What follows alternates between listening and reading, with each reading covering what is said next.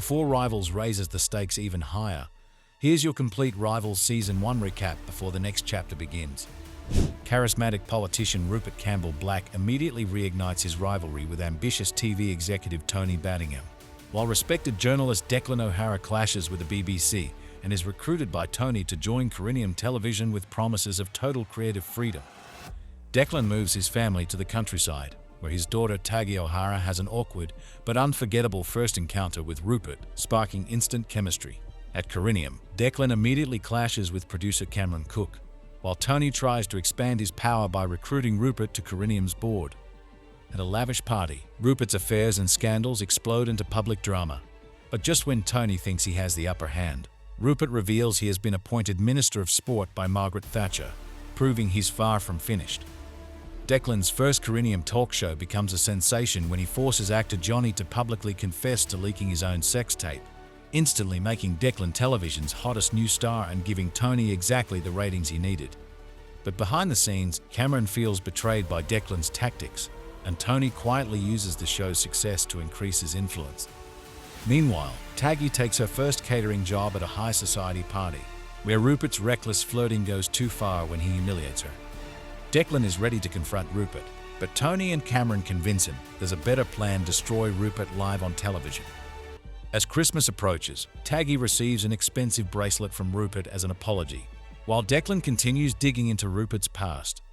At Patrick's birthday party, Taggie is heartbroken when her ex arrives with another woman, while Rupert begins realizing his feelings for her are becoming genuine.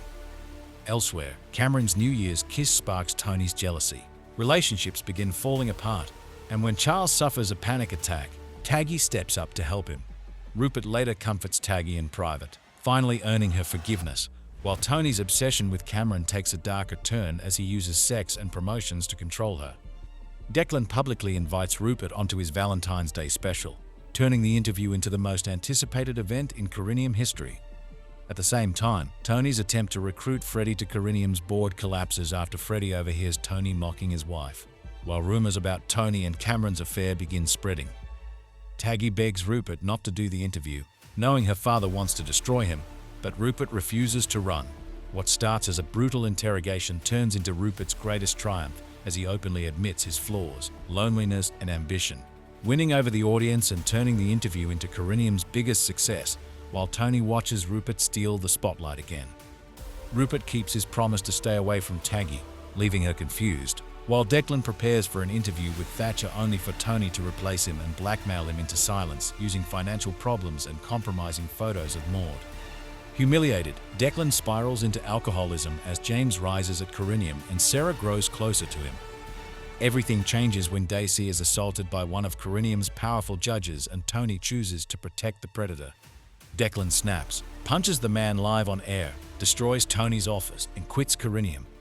Tony immediately launches a smear campaign, but Rupert and Freddie offer Declan a new mission: take Corinium away from Tony. In Spain, Cameron is stood up by Tony, but unexpectedly reconnects with Rupert. Their flirtation quickly turns into a passionate affair, and Cameron begins seeing a softer side of Rupert. But while she attends an awards ceremony, Rupert secretly copies Corinium's franchise proposal to help Declan and the new Ventura team. Back home, Rupert admits what he did, but Ventura refuses to use stolen documents, choosing to beat Tony fairly.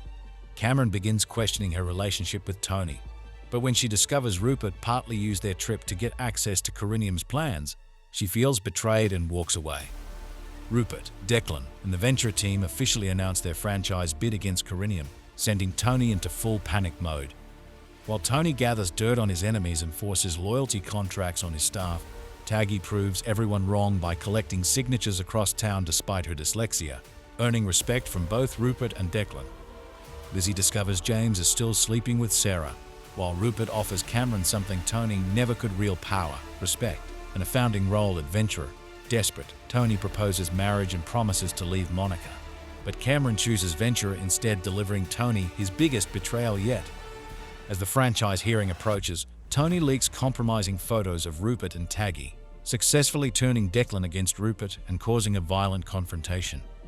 At the hearing, Tony plays dirty again, but Declan delivers an emotional speech about community and the future of television, helping Ventura win the first round and putting Tony's empire in real danger.